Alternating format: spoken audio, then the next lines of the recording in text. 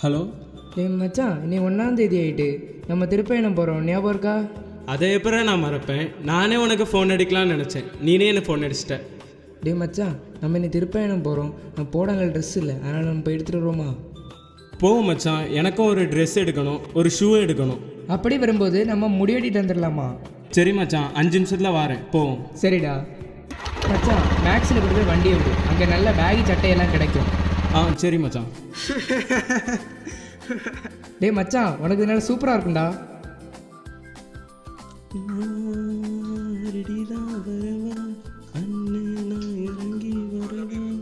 மச்சான், எல்லாம் பேக் பண்ணியாச்சா? சீக்கிரம் வா. ஒரு நிமிஷம்டா மச்சான், வரேன். உங்களுக்கு ஒன்று தெரியுமா? என்னதுடா? இன்னைக்கு நம்ம திருப்பயணம் போவது எங்கள் மாமா வேனில் தான். மாமா வண்டியா? பயங்கரமா இருக்குடா. சரி வாங்க போவோம்.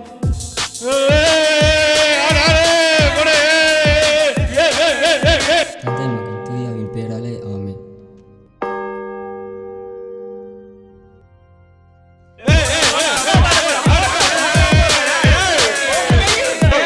திருப்பயணம் ரொம்ப நல்லா இருந்துச்சு. ஆட்டம் பாட்டம் சொல்லி உடம்பெல்லாம் நல்லா வலிக்குது. ஆமாம், எனக்கும் உடம்பெல்லாம் நல்லா வலிக்குது.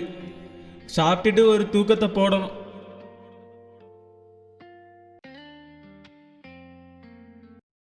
அண்ணே பாய். எங்கே போகிற? திருப்பயணத்துக்கு போகிறேன். திருப்பயணமா? எங்கே போகிறீங்க? நாங்கள் தோமையார்புரத்துக்கு போகிறோம். தொம்மையார்புரமா? அது எங்கே இருக்குது? அங்கே என்ன டூரிஸ்ட் பிளேஸ் இருக்குது? தோமையார்புரங்கிறது கூடங்குளம் பக்கத்தில் இருக்கிற அழகான கடற்கரை கிராமம். அங்கே போய் என்ன பண்ண போகிறீங்க? அங்கே என்ன இருக்குது? தோமையார்புரம் என்பது ஒரு அழகான கடற்கரை கிராமம். கூடங்குளம் அணுமின் நிலையம் வந்தனால அந்த மக்களோட வாழ்வாதாரம் பாதிக்கப்பட்டது. அரசு பக்கத்தில் இருக்கிற எல்லா கிராமங்களுக்கும் தூண்டில் விளைவு வச்சு கொடுத்துருக்காங்க. ஆனால் தோமையார்புரத்துக்கு மட்டும் தூண்டில் விளைவு வச்சு கொடுக்கல. மண்ணரிப்பு ஏற்பட்டனால அந்த பகுதியில் உள்ள மீனவர்கள் மீன் பிடிக்க செல்ல முடியாம இருக்காங்க. அதனால தோமையார்புரம் மக்கள் வாழ்வாதாரத்தை இழந்து ஊரே காலி பண்ணிட்டு போறாங்க. இப்படியே போனா தோமையார்புர கிராமம் இந்திய வரைபடத்தை விட்டே காணாம போயிடும். இந்த விஷயம் உங்களுக்கு எப்படி தெரியும்? நீங்க அங்க போய் என்ன பண்ண போறீங்க?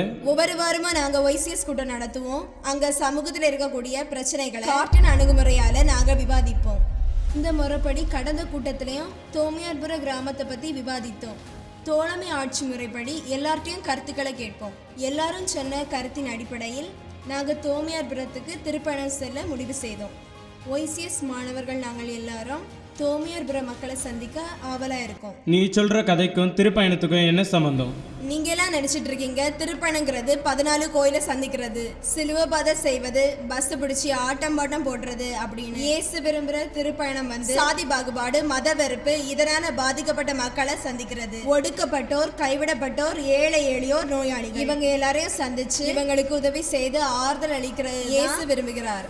இதான் நாங்க ஒய்சிஎஸ்ல இருந்து செய்ய போறோம்.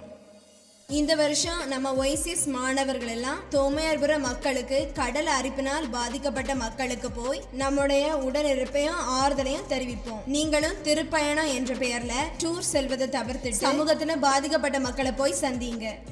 மாற்றம் நம்மிடமிருந்தே உருவாகட்டும்.